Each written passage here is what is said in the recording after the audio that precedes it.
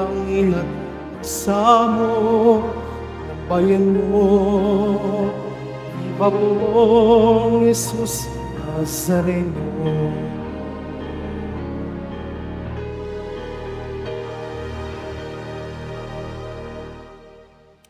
May kagalakan at pagpapasalamat sa ating mga puso. Simulan natin ang ating pagdiriwang sa ngalan ng Ama at ng Anak at ng Espiritu Santo. Amen. Ang pagpapala ng ating Panginoong Hesukristo, ang pag-ibig ng Diyos Ama, at ang pakikipagkaisa ng Espiritu Santo, naway sumainyong lahat.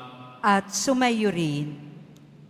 Panginoong Jesus, sa aming pagiging palalo o mataas ang kalooban, Panginoon, kaawaan mo kami. Panginoon, kaawaan mo kami. Sa hindi namin pakikiramay o pakikidama sa mga taong dumadaing sa aming paligid, Kristo, kaawaan mo kami. Kristo, kaawaan mo kami. Sa pagiging mapagmataas sa aming pakikitungo sa aming kapwa, Panginoon, kaawaan mo kami. Panginoon, kaawaan mo kami.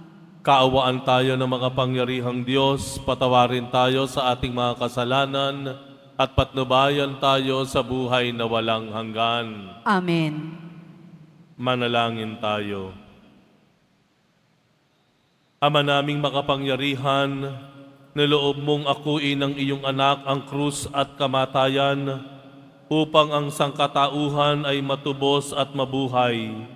Ang pag-ako namin sa krus at kamatayan dito sa lupa, ayon sa diwa ng pagsunod sa iyong loob na ginanap ng iyong anak, ay magpagindapat nawang aming kamtin ang lubos na katubusan at pagkabuhay sa iyong piling. Sa pamamagitan ni Hesukristo, kasama ng Espiritu Santo, magpasawalang hanggan. Amen. Magsiupo muna po ang lahat. Pagbasa mula sa aklat ng Exodo. Noong mga araw na iyon, gumawa sina Moises at Aaron ng maraming kababalaghan. Ngunit hindi rin pumayag ang Paraon na umalis ang mga Israelita sa lupain ng Ehipto. Sinabi ng Panginoon kina Moises at Aaron, "Mula ngayon, ang buwang ito ang magiging unang buwan ng taon para sa inyo. At sabihin ninyo sa buong pamayanan ng Israel na sa ika-10 araw ng buwang ito, bawat puno ng sambahayan ay pipili ng isang saserdote o kordero o bisirong kambing para sa kanyang pamilya. Kung maliit ang pamilya at hindi makauubos ng isang buong kordero, magsasalo sila ng kalapit na pamilya na hindi rin makauubos ng isang buo.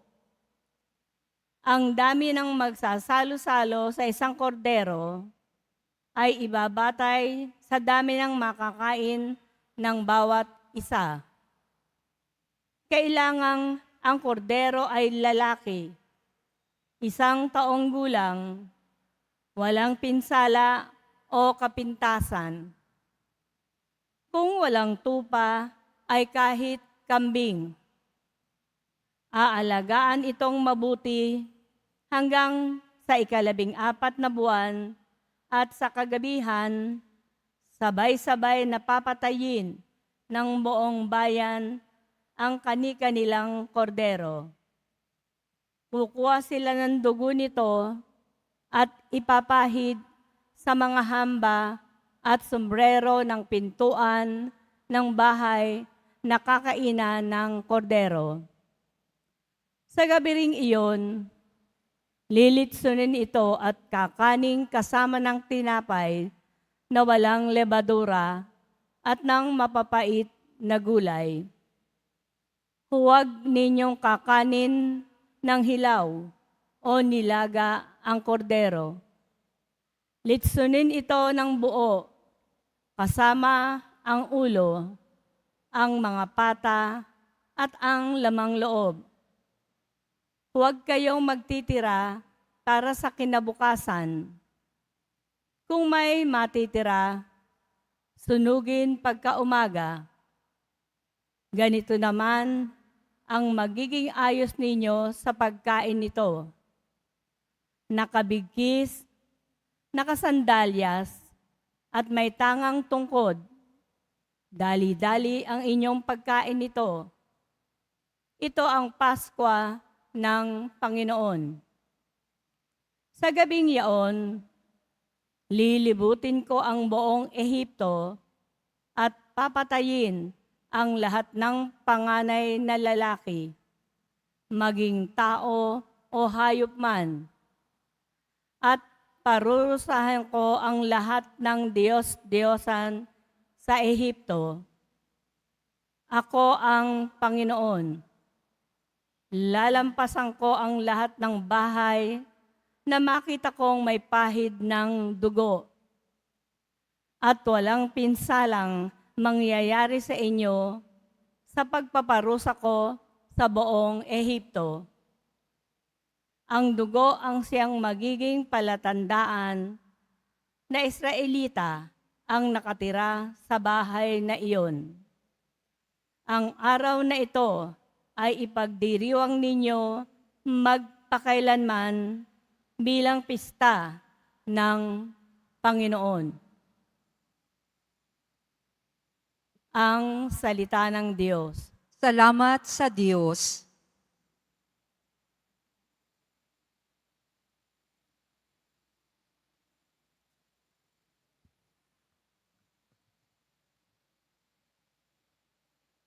Sa Panginoong tumubos, kalis ng inumay handog. Sa Panginoong tumubos, kalis ng inumay handog.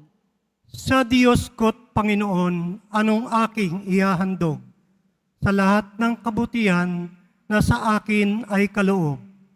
Ang handog ko sa dambana ay inumin na masarap bilang aking pagkilala sa ginawang pagliligtas. Sa Panginoong tumubos, kalis ng inumay handog. Masakit sa kalooban ng poon kung may papanaw. Kahit ito ay iisa, labis siyang magdaramdam. Katulad ng aking ina, maglilingkod akong lubos. Yamang ako'y iniligtas, kinalinga at tinubos. Sa Panginoong tumubos, kalis ng inumay handog. Ako ngayoy maghahandog ng haing pasasalamat. Ang handog kong panalangin sa iyo ko ilalagak. Sa templo ng Jerusalem ay doon ko ibibigay. Ang anumang pangako kong sa iyo ay binitiwan. Sa Panginoong tumubos, kalis ng inumay handog. Magsitayo na po ang lahat.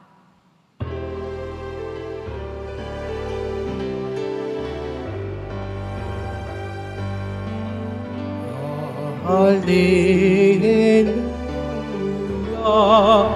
hallelujah, hallelujah. Ang tinig ko'y pakikinggan ng kabilang sa aking kawan. Ako'y kanilang susundan. Hallelujah, hallelujah, hallelujah,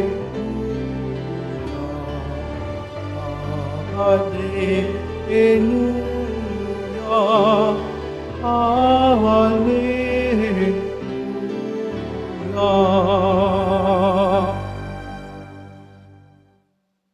Sumainyo ang Panginoon. At sumayo rin. Ang mabuting balita ng Panginoon ayon kay San Mateo. Papuri sa iyo, Panginoon. Noong panahong iyon, isang araw ng pamamahinga, naparaan si Jesus sa triguhan. Nagutom ang kasama niyang mga alagad, kaya't nangitil sila ng uhay at kinain ang mga butil. Nang makita ito ng mga Pariseyo, sinabi nila sa kaniya, "Tingnan mo ang ginagawa ng iyong mga alagad. Bawal iyan kung araw ng pamamahinga." Sumagot si Jesus, "Hindi ba ninyo nabasa ang ginawa ni David nang magutom siya at ang kanyang mga kasama? Pumasok siya sa bahay ng Diyos at kumain ng tinapay na handog sa Diyos at pinakain din niya ang kanyang mga kasama. Labag sa kautusan, nakanin nila ang tinapay na iyon sapagkat ang mga saserdote lamang ang may karapatang kumain niyon. Hindi pa ba ninyo nababasa sa kautusan ni Moises na tuwing araw ng pamamahinga, lumalabag sa batas tungkol sa araw na ito ang mga saserdote sa templo, gayon may hindi nila ipinagkakasala iyon. Sinasabi ko sa inyo, narito ang isang higit na dakila kaysa templo. Hindi sana ninyo hinatulan ang mga walang sala kung alam ninyo ang kahulugan ng mga salitang ito. Habag ang ibig ko, hindi hain. Sapagkat ang araw ng pamamahinga ay nasa ilalim ng kapangyarihan ng anak ng tao. Ang mabuting balita ng Panginoon. Pinupuri ka namin, Panginoong Hesu Kristo. Magsiupo muna po ang lahat. Puno pa rin po ang ating simbahan. Bakit kayo naririto ngayon?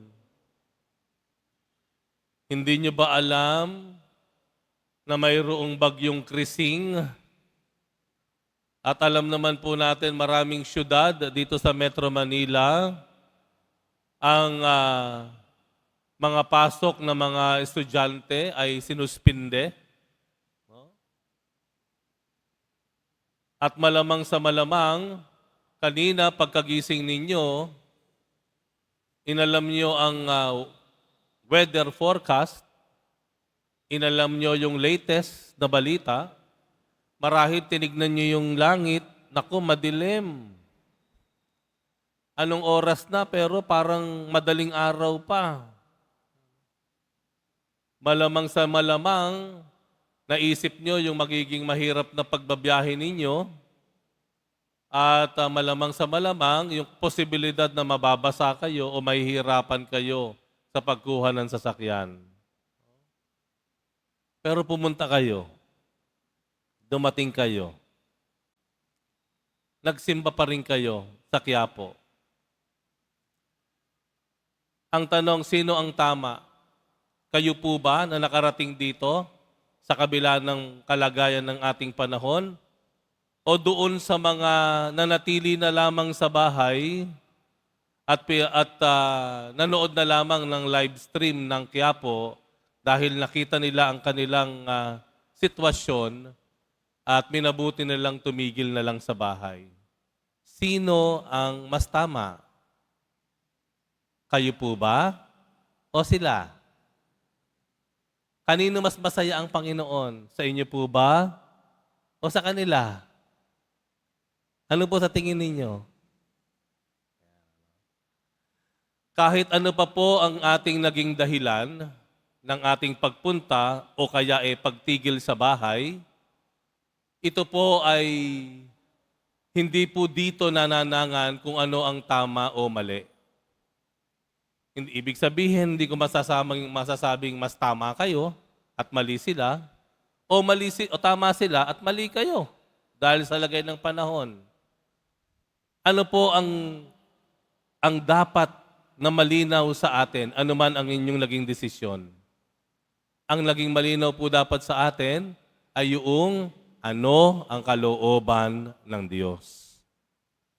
Ano ang kalooban ng Diyos? Aba, ako'y kagagaling ko lang ng sakit, kalalabas ko lang ng ospital. Ako ba'y susugod dun sa kalsada para magpunta ng Quiapo? So, hindi mo masasabing yung pagtigil niya ay mali at masama. Wala pong makakapagsabi kung sino ang mas kalugod-lugod sa Diyos. Dahil may kanya-kanya po tayong sitwasyon. Iba-iba ang ating sitwasyon. Unique ang sitwasyon ng bawat isa. Pero dapat kahit magkakaiba-iba ng sitwasyon, isa yung ating laging tanong. Lord, ano po ang kalooban mo? Sa Ebanghelyo, natunghayan po natin isang malaking usapin. Usapin tungkol sa pagtatrabaho sa araw ng pamamahinga. No? Sa Ebanghelyo, dumating ang mga alagad ni Jesus naglalakad, kasama ang kanyang mga alagad, dumaan sila sa triguhan, sa palayan, ika nga. Nagutom na talaga yung mga alagad ng Panginoon. Anong ginawa nila? Araw ng pamamahinga, kumuha sila ng butil dun sa mga halaman na dinaanan nila, trigo. Kumain sila. Nakita ng mga Pariseo, mali yan. Araw ng pamamahinga, kayo pumipitas. Kayo kumukuha dyan sa mga halaman na iyan, mali iyan.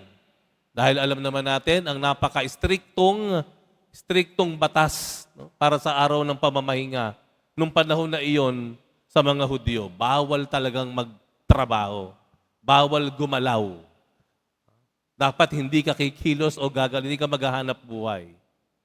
Pero ginawa ng Panginoon, hinayaan ng Panginoon na kumain yung kanyang mga nagugutom na mga alagad. Kahit araw ng pamamahinga, pumitas dun sa trigo. Ano ang dahilan ng Panginoon? Ano ang alam niya na kalooban ng Ama? Nandun sa bandang huli. Habag ang ibig ko, hindi hain. I desire mercy, not sacrifice. Ibig sabihin po, ang habag o mercy ay yaan ang batas ng Panginoong Jesus. Ang batas ng habag, batas ng pagmamahal. Yaan. Higit sa kung anumang nakasanayan. Higit sa anumang naging panata.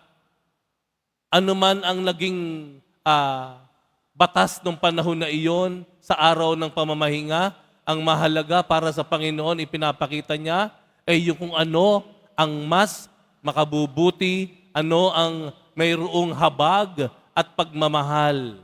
At yun ay pakainin yung kanyang mga alagad sa gitna ng kanilang pagkagutom. Tayo po, may mga panata po tayo. Panata. Walang makasasagabal sa pagsisimba ko. Kaya kapag may humarang sa iyo, minsan yung tao galit. Ano ka ba, magsisimba na ako? Minura mo pa. Magsisimba ako eh. Ayan, di ba? Makikita niyo pagkakaiba ng dalawa. No? Panata mo versus yung paggalang mo dun sa tao. No? May mga panata tayo. Tingnan natin kung yung panata ba natin ay nakakasagasa na tayo.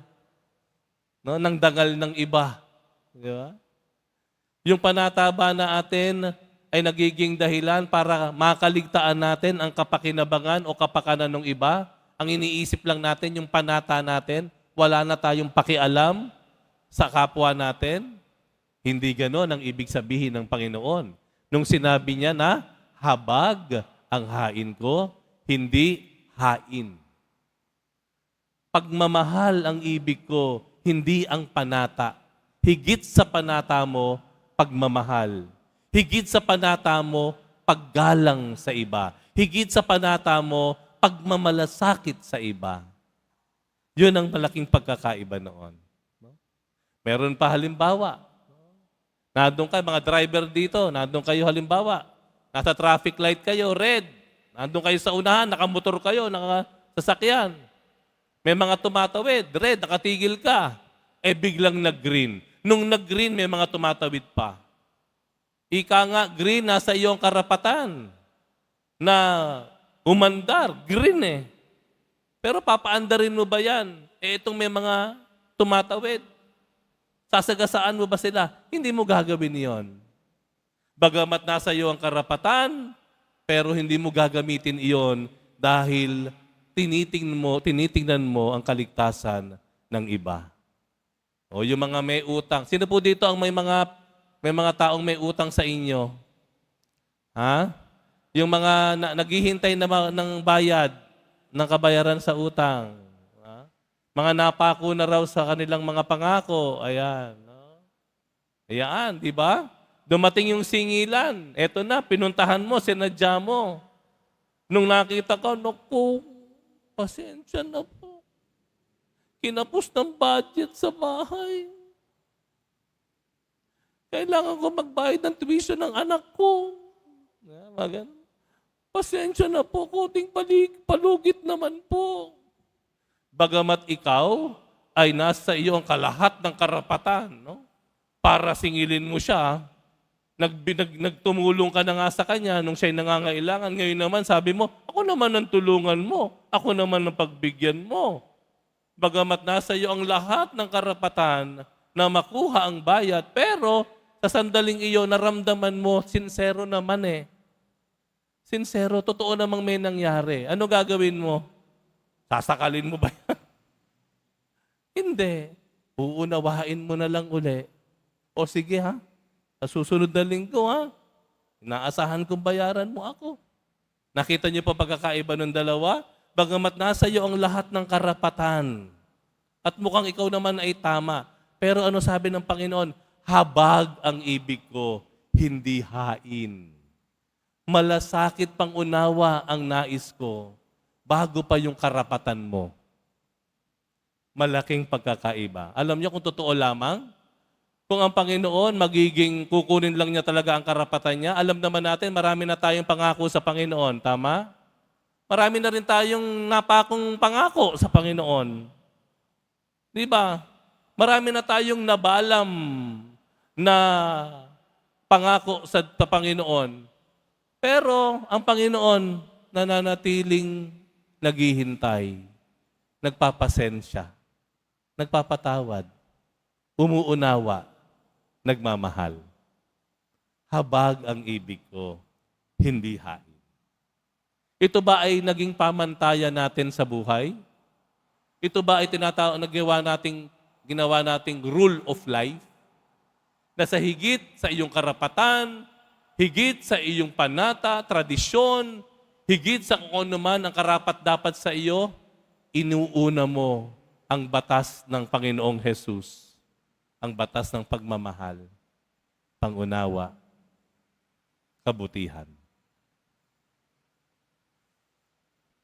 Tumayo na po ang lahat.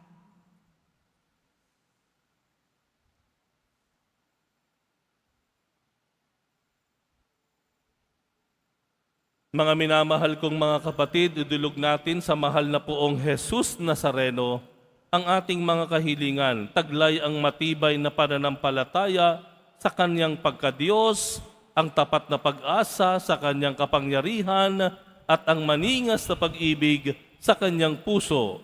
Sa bawat kahilingan ating itutugon, mahal na poong Jesus Nazareno, kaawaan mo kami. Mahal na poong Jesus Nazareno, kaawaan mo kami.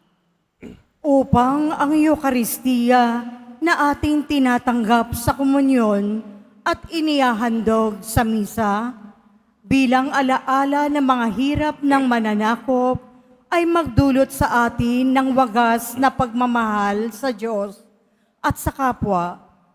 Manalangin tayo. Mahal na poong Jesus Nazareno, kaawaan mo kami. Upang ang panalangin ni Jesus Nazareno sa halamanan ng Getsemani, na dito'y pinawisan siya ng dugo, ay maggasig sa atin ng pagkahilig sa panalangin na siyang mabisang lunas sa lahat ng karamdaman ng tao. Manalangin tayo. Mahal na poong Jesus Nazareno, kaawaan mo kami. Upang ang kanyang koronang tinik, damit na purpura at krus, ay magpaalaala sa atin na ang kanyang mga aral at simulain bilang hari ng sanlibutan ay dapat maghari sa ating isipan, angkan at lipunan. Manalangin tayo.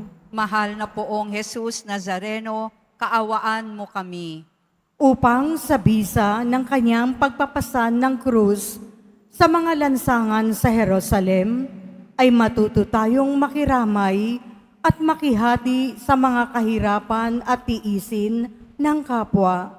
Manalangin tayo. Mahal na poong Jesus Nazareno, kaawaan mo kami. Upang tulungan tayo ng mahal na Birhen, ina ng hapis, na maging tunay na larawan ng kanyang anak sa isip, wika at gawa, nang sa gayon ay makamit ang ating kahilingan sa poong Jesus Nazareno. Manalangin tayo. Mahal na poong Jesus Nazareno, kaawaan mo kami. Sa ilang sandali ng katahimikan, ating ipanalangin ang iba pang mga pangangailangan ng ating pamayanan. Gayon din ang mga intensyon na inialay sa ating misa sa araw na ito at isama rin natin ang ating mga pansariling kahilingan. Manalangin tayo. Mahal na poong Jesus Nazareno, kaawaan mo kami. Ama naming mapagmahal na hayag sa salita, gawa, buhay at kamatayan ng iyong anak na ang Diyos ay pag-ibig. Maipahayag dinawa namin ang katotohanan ito sa pamamagitan ni Jesus Nazareno, Panginoon namin magpasawalang hanggan. Amen. Magsiupo muna po ang lahat.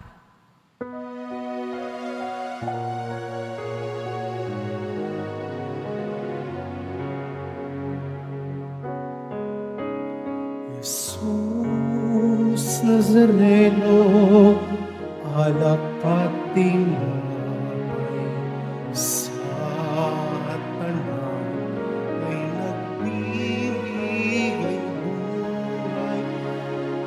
Layang kaloob mo, ang aming inahalay, aming hindi magpapalat, buhay na dalisay.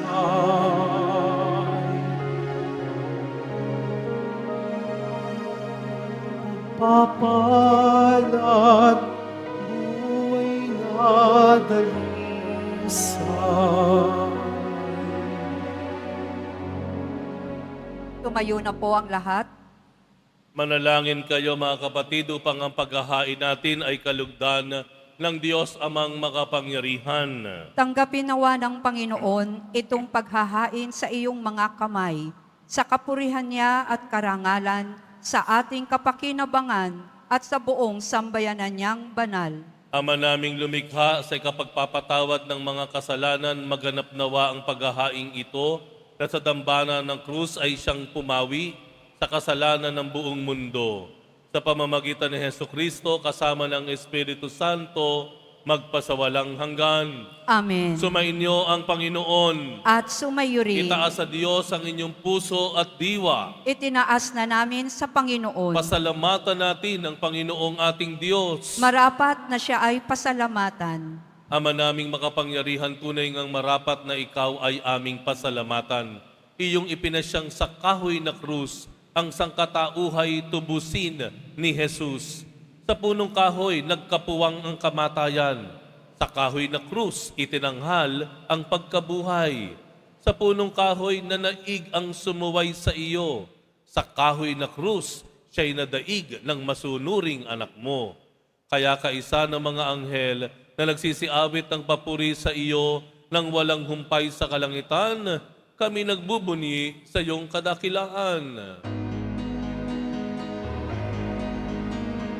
Santo, Santo, Santo, Panginoong Diyos ng mga hukbo, napupuno ang langit at lupa ng kadakilaan mo.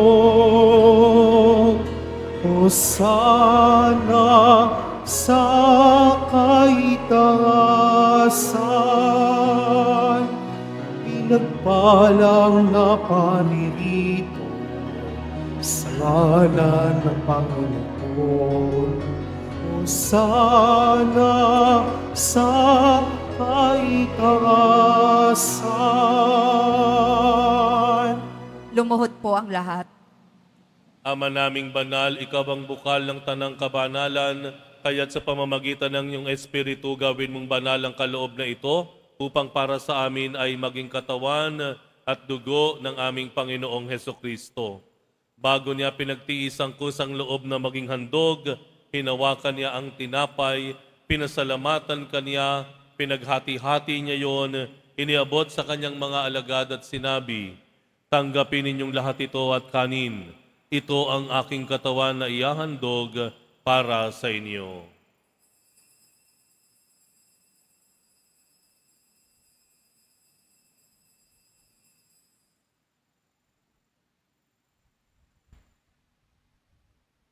Gayon din naman nang matapos ang hapunan, hinawakan niya ang kalis, muli kanyang pinasalamatan. Iniabot niya ang kalis sa kanyang mga alagad at sinabi, "Tanggapin ninyong lahat ito at inumin. Ito ang kalis ng aking dugo, ng bago at walang hanggang tipan. Ang aking dugo na ibubuhos para sa inyo at para sa lahat sa ikapagpapatawad ng mga kasalanan. Gawin ninyo ito sa pag-alala sa akin."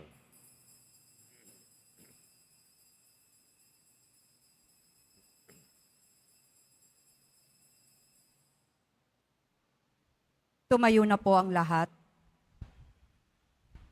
Ipagbunyi natin ang misteryo ng pananampalataya.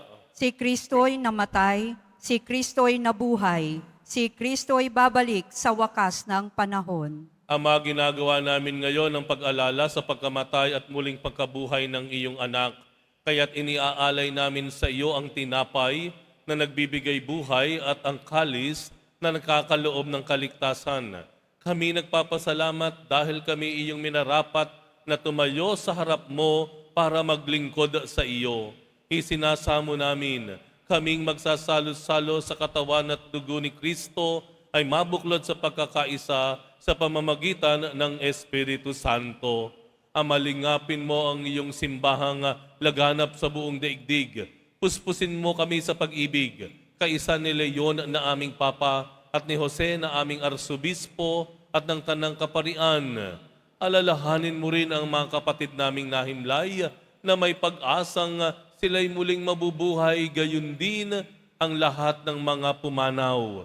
Kaawaan mo sila at patuloyin sa iyong kaliwanagan. Kaawaan mo at pagindapatin kaming lahat na makasalo sa iyong buhay na walang wakas. Kaisa na mahal na Birheng Maria na Ina ng Diyos, na kabiyak ng puso niyang si San Jose, kaisa ng mga apostol ni San Juan Bautista, at ang lahat ng mga banal na namuhay dito sa daigdig ng kalugod-lugod sa iyo, maipagdiwang nawa namin ang pagpupuri sa ikararangal mo sa pamamagitan ng iyong anak na aming Panginoong Hesukristo. Sa pamamagitan ni Kristo, kasama niya at sa Kaniya, ang lahat ng parangal at papuri ay sa iyo, Diyos amang makapangyarihan, kasama ng Espiritu Santo, magpasawalang hanggan. Amen. Amen. Amen. Amen. Idalangin po natin na hindi lang tayo maging masunuring mga anak ng Diyos, kung hindi tayo po ay maging magalang at nagmamalasakit na kapatid sa ating kapwa.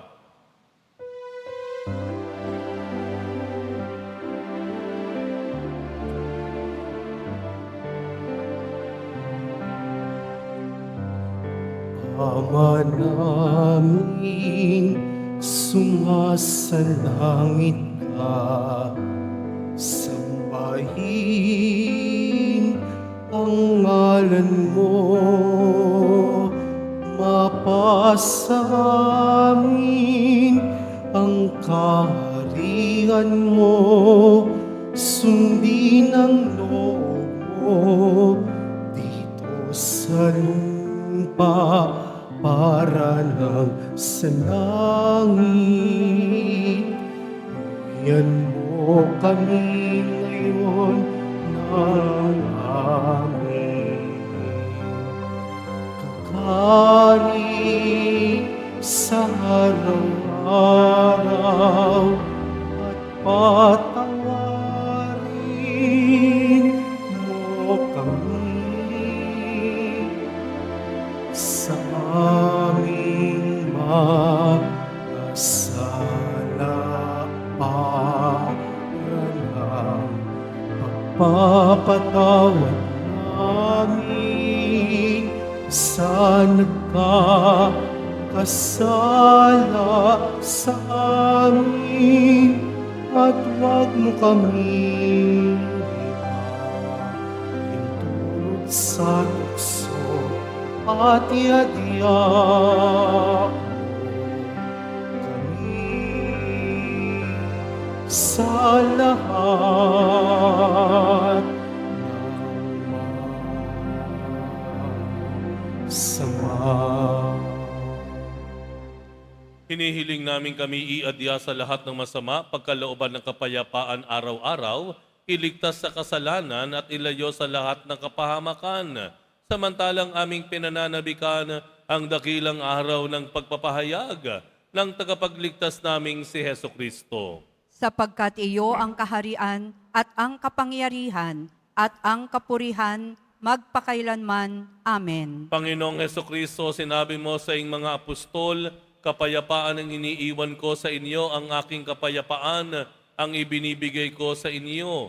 Tunghayan mo ang aming pananampalataya at huwag ang aming pagkakasala. Pagkalooban mo kami ng kapayapaan at pagkakaisa, ayon sa iyong kalooban, kasama ng Espiritu Santo, magpasawalang hanggan. Amen. Ang kapayapaan ng Panginoon ay laging sumainyo. At sumayo rin. Magbigayan po tayo ng kapayapaan sa isa't isa.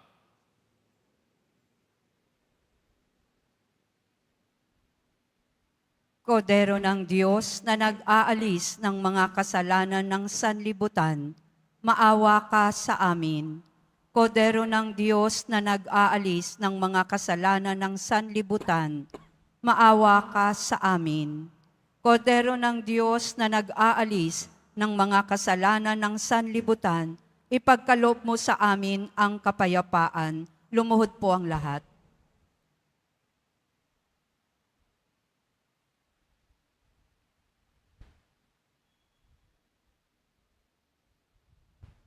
Ito ang kordero ng Diyos, ito ang nag-aalis ng kasalanan ng sanlibutan.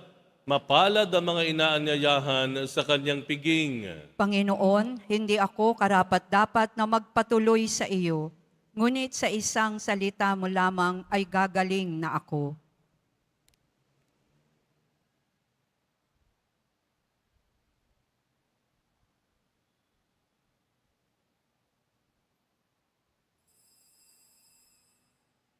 Para sa lahat ng tatanggap ng banal na komunyon, sasagot po tayo ng amen pagkasabi ng pari o ng lay minister ng katawan ni Kristo at isubo agad sa bibig bago umalis sa harapan ng pari o lay minister. Sumunod po tayo.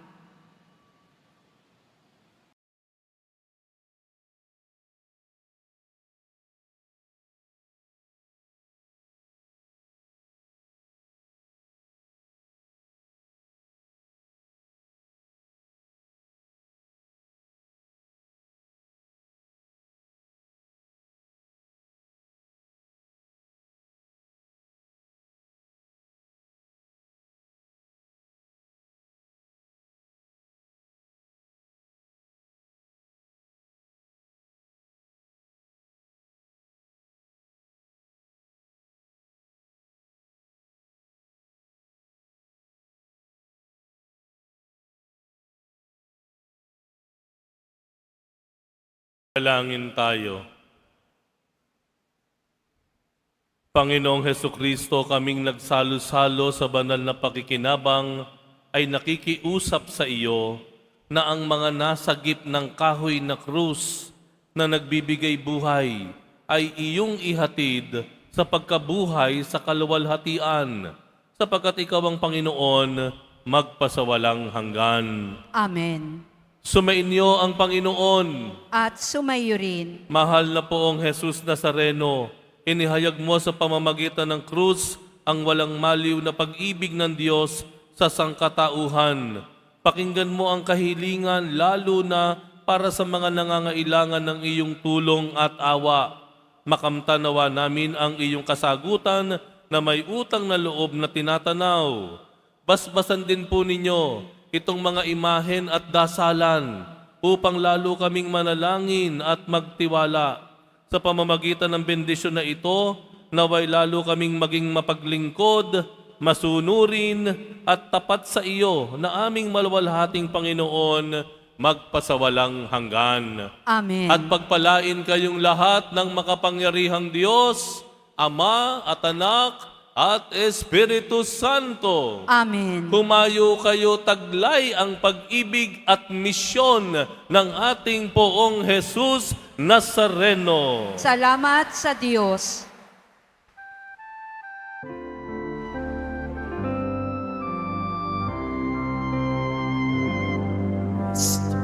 Padre Jesus Nazareno, sinasamba ka namin. Pinipinto ka namin. Aral mo ang aming buhay at kaligtasan. Nuestro Padre Jesus Nazareno, iligtas mo kami sa kasalanan. Na krus mo kinamatayan ay sagisag ng aming kaligtasan. Nuestro Padre Jesus Nazareno, dinarangal ka namin. Nuestro Padre Jesus Nazareno, dinulwalhati ka namin. Nuestro Padre Jesus Nazareno, dinarangal ka namin. Nuestro Padre Jesus Nazareno, nilulwalhati ka namin.